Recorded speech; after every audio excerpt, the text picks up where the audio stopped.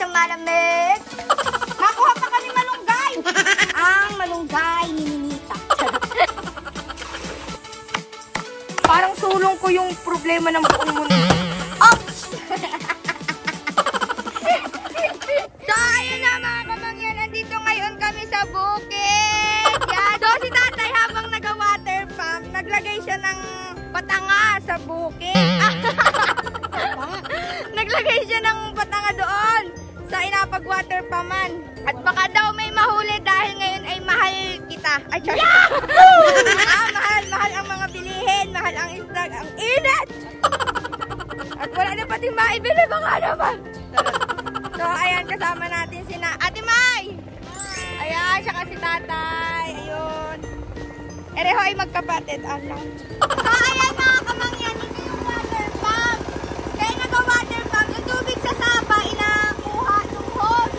Tapos, inalagay diyan sa bukid, sa palayan. Dahil kailangan ng mga palay ng tubig. So, dahil matutuyo daw pag walang tubig. So, tara. Tapos, di ninapunta yung tubig. Oh, ang galing. So, ayan, may tubig na dahil doon. Bagong tanim niyaan. Ito yung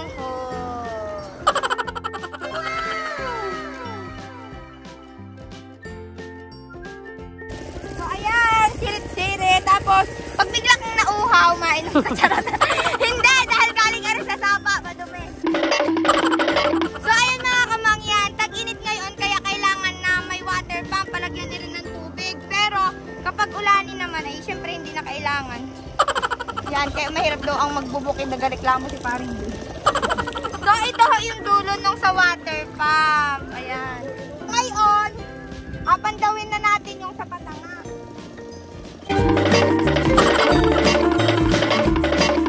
So, umikot lang po talaga tayo. Pinahirapan po tayo ni paring B. Init ang tubig. So, ayan mga kamangyan. Ito yung isang pang tawiran. Ito yung first time ko din tumawid. Dito daw inapatawid ni na tatay yung hand tractor na inatawid. So, let's go. Ayan! Matibay! Nagagalaw? O, anong masasabi mo muna? Anong masasabi mo? Ay, sigurado may huli yun para kami may ulam ngayong hapunan. So, ngayon ay apandawin na natin. Are yung patanga. Bakit mo na tinawag niyo na patanga? Ay, wala namang pain, wala namang makakain yung isda. Ay, pag sila inapatay.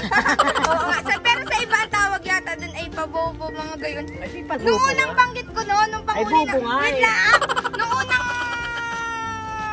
banggit ko nung patanga gano'n, ayun naman ay panghuli sa isda. Ay may nag-comment, bakit daw ako nagamura? Hindi ho, yun ang tawag. Yun po talaga tawag. Malalim na rin tayo. Babaw. Dili ba kami dati? Baka dili may din tatay ay gusto ko. Kasi yung palapa sa babaw. So, ere yung palapa. So, minsan nakakatakot mag-iwan-iwan ng garni dahil may mga nadaan din nagakuha agad ng mga isda. Kunyari madaan, pero nakakuha ng tatlong tin. Ataas daw. Kasi Baka wait lang. Tutulog lang. Ayan. Kita niyo na ako, pero maganda.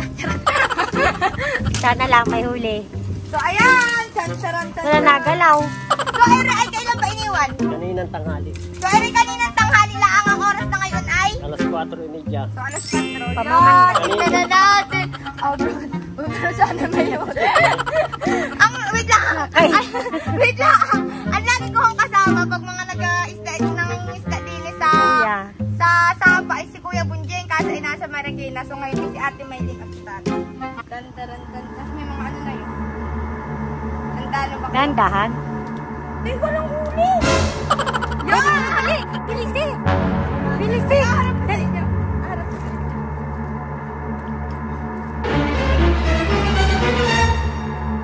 Uy! Nagagalaw! Tingin si tatay! Tingin si tatay! Ah! Ay!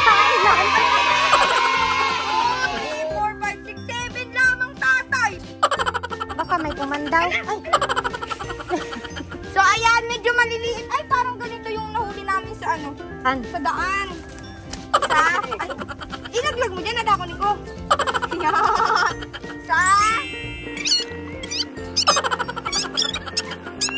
Wala.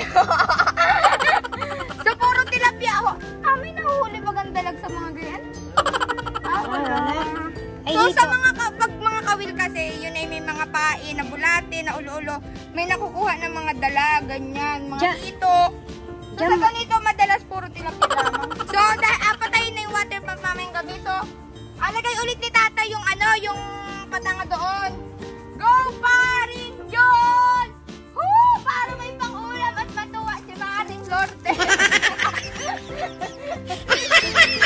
So, ayan ho, inalagyan na ulit. Tingnan nyo naman, oh. Oh, may pa. So, ayan, meron na hong pang-ulam. Oh, mantala pag kami nag-iwan doon ni Kuya, itagong-tago. Parang hindi mo mamamalayan. Tatay, nakakawang naman, eh. Kitang-kita ng madaan yun, eh. Buwang talaga rin si tatay. Alam nyo ho, mga kamangyan, ere si tatay, pag may nagakana na iba, may mga nagaiwan din ng mga pakana, nagakuha ka rin, no?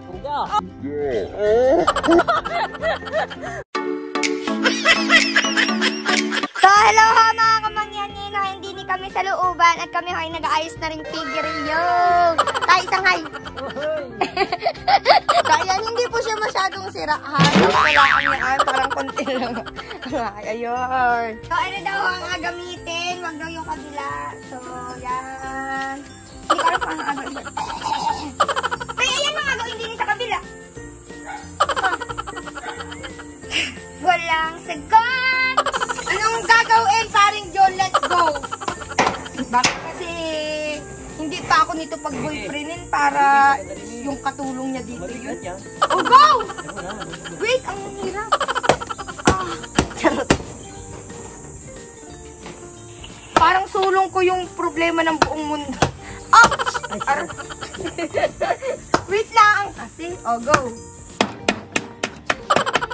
Tingnan mo yung gawa ni tatay. Wow! Buti tusok na tusok. Napakagaling talaga yung parang Diyo. Pwede kang mag-asawa. So, ayan o. Ngayon ay magalagay daw dito ng 7 pirasong baboy. So, 7 lang para, ayun, may mapagkaabalahan naman si paring Diyon para, pati kunti lang, wag naman yung sobrang dami agad, diga simula pa lang. Pero dati, may baboyan na din. Matagal din rin, naging tigre ni tatay. Ewan ko, parang nalugi. Nalugi baga? Hindi. Ay, ano nangyari? Nagmura ang baboy. Maga-testing daw uli. Ganyan, para may pang-inom si Paring June. Okay, so tayo ay magapang-gulo din again. Anong magagawa ko, tay? Bigyan mo ako ng apok-pokin. Dali.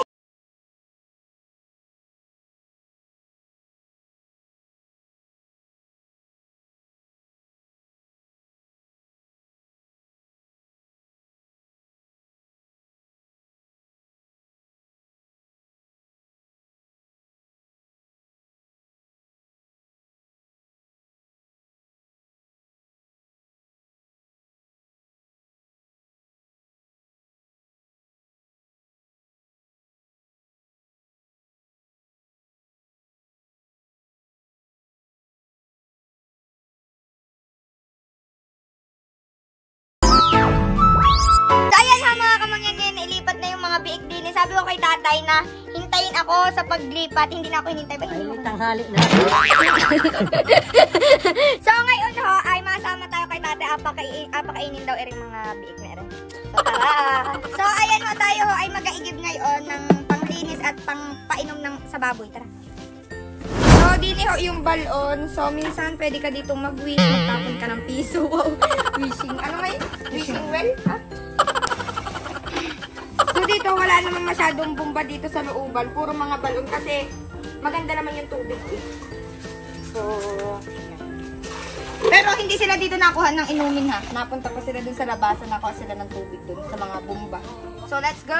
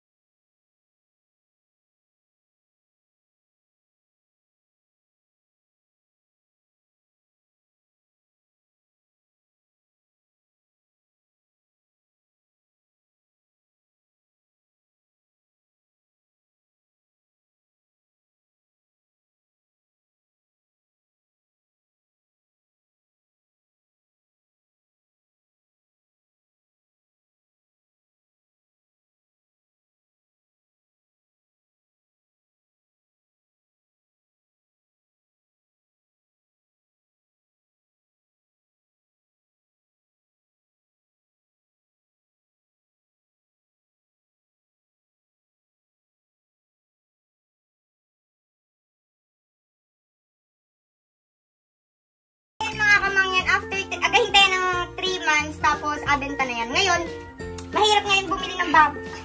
Mahirap ngayon bumili ng baboy kasi mahal siya. So, yung ganyan, parang nasa 5,000 plus, 5,200 ang isa ganyan. So, kumuha lang muna kami ng 2, 4, 6, 862.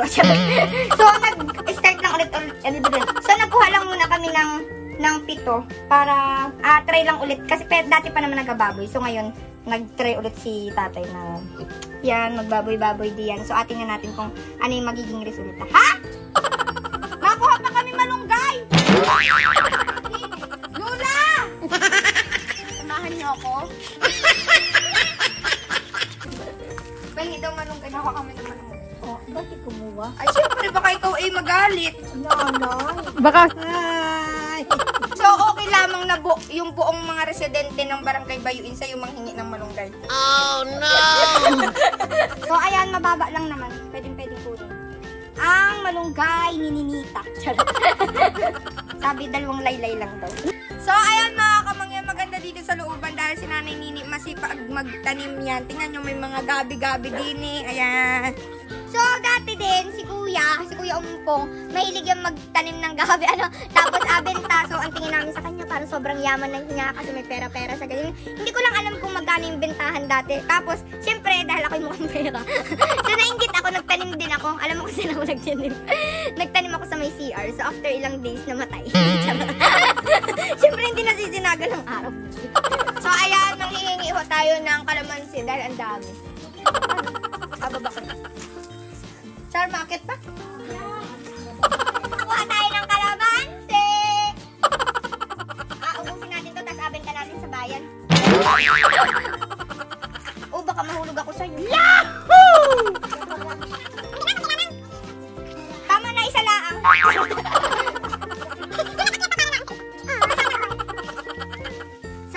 Sa malamig.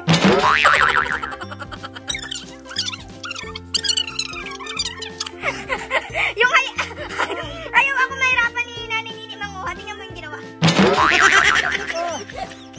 Ay, tingnan yung mga nakuha ko. Yung mga hinugo kasi naandun pa sa dulong-dulo, eh baka mabali. So, ayun, may hinanda naman pala si Nanay Nini. Oh. Thank you! So, ayan, tingnan nyo naman yung bunga. Oh. Wow! Masarap ito gawin kalamansi juice. Pero anong ginagawa din ni Nanay mukhang itimpla at panglinis ng kuko. Lagay-lagay sa kilikili, mga kalamansi. Naku!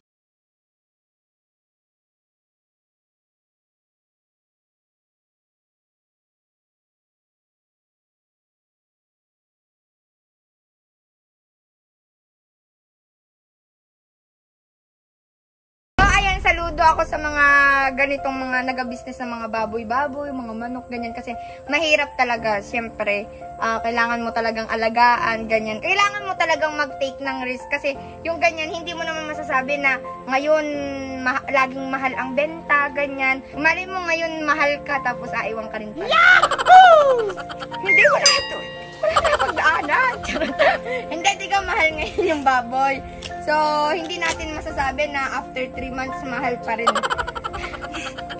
Kasi mamaya, biglang mura pala. Sa mga mamimili, okay yon. Pero sa mga mismong nagbi-business, syempre, malaking ano yun. Kasi, malaking kawalan yun. Kasi, mahal yung mga pakain, ganyan. So, ayun. So, ngayon ho, tayo ay pauwi na. So, tara. So, ayan ho, mga kamangyan, nandito na kami sa bahay. And, guess what? Nakalimutan namin yung malunggay sa loob. So, anong masasabi mo, Maring Lourdes?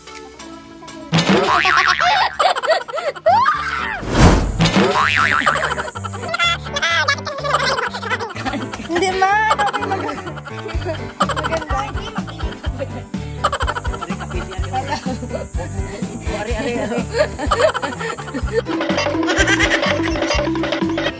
Ito si Kanor. Uy, Bini, lumapit. Ano ba yung mga? Ito ba yung mandito? Uy, ay, joke lang. Ito yung mga. Kunyari ngayon, mahal. Kunyari ngayon, mahal.